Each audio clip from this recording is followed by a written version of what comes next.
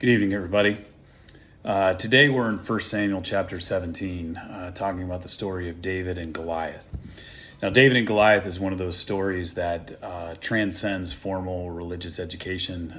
The story's made its way into popular culture. People who aren't religious or aren't particularly familiar with the Bible are probably generally familiar with this story. Little boy goes out with a slingshot and kills the giant, right?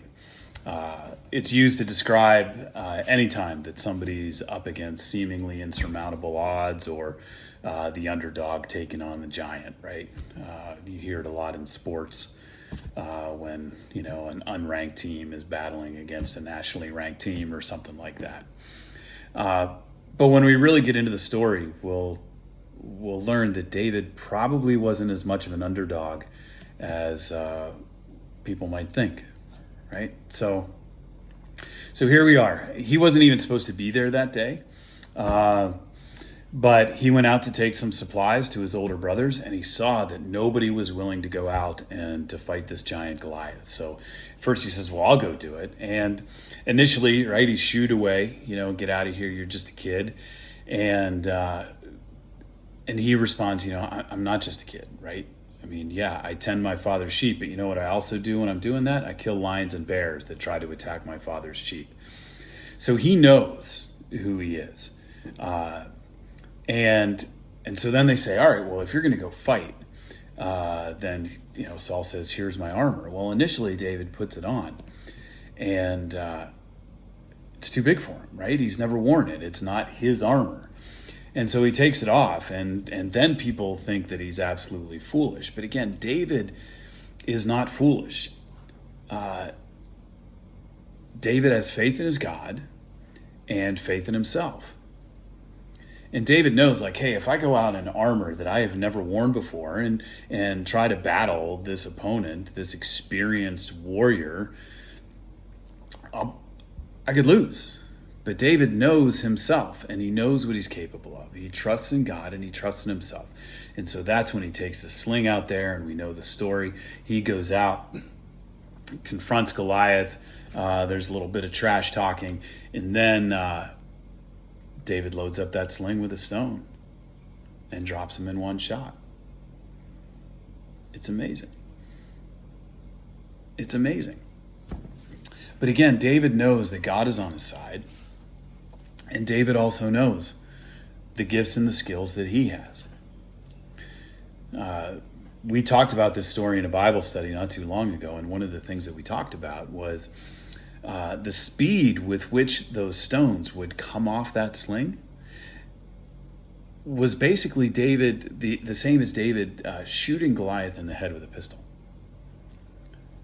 And so again, David's not this foolish little child. You Google images of David and Goliath, and some are probably pretty representative. They think he was, probably between 12 and 15 years old when this took place, but others not so much. They show, again, this timid little boy going up against this massive giant. Well, David was anything but timid. David trusted in his God, and he trusted in himself. And he knew the gifts that he had at his disposal. And so he went out there, and he was able to battle the giant and to win with his trust in God and the gifts that he had. Now, for some of you, this may be an incredibly inspiring story. It may amp you up. You may feel like, you know what? I read this, I absorb it, and I embrace it, and I feel like I can do anything. I feel like, this battle maybe that I've been fighting in my own life, I feel like now, as huge as maybe it's seen, that I can conquer it. I can get through it. In the same way that David got through Goliath, I can rely on the gifts and the skills that I have, and I can get through it.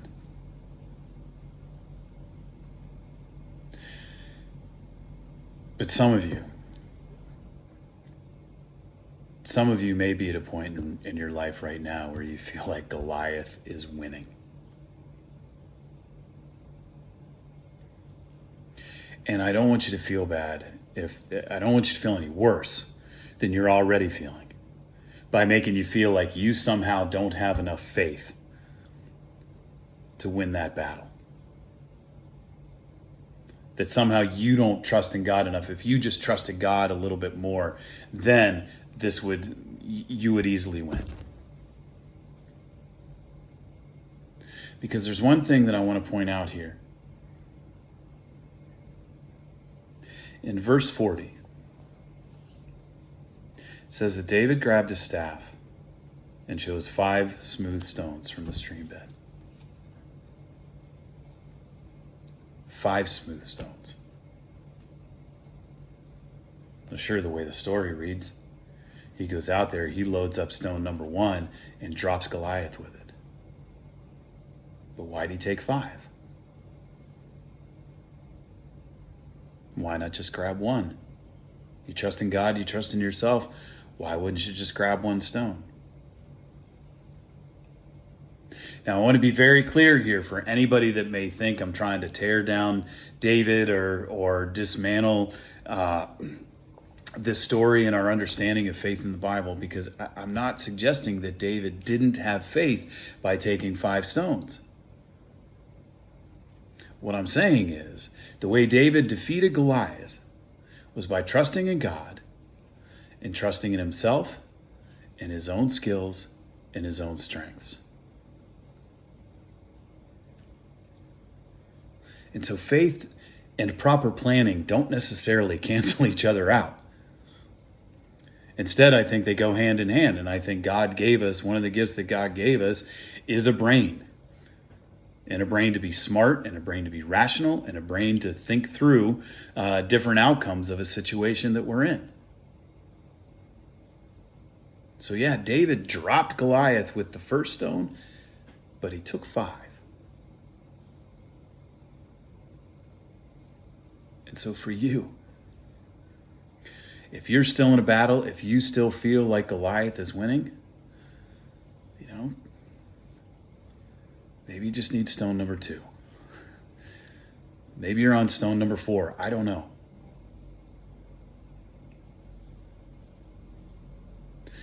But I'm here to tell you that God has given you gifts. God has given you strengths to do some amazing things in this world. And so don't be discouraged. If your battle isn't over, it's stone number 1.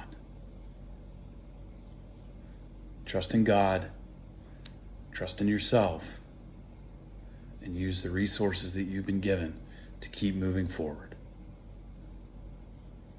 This is my prayer and my blessing for you. Amen.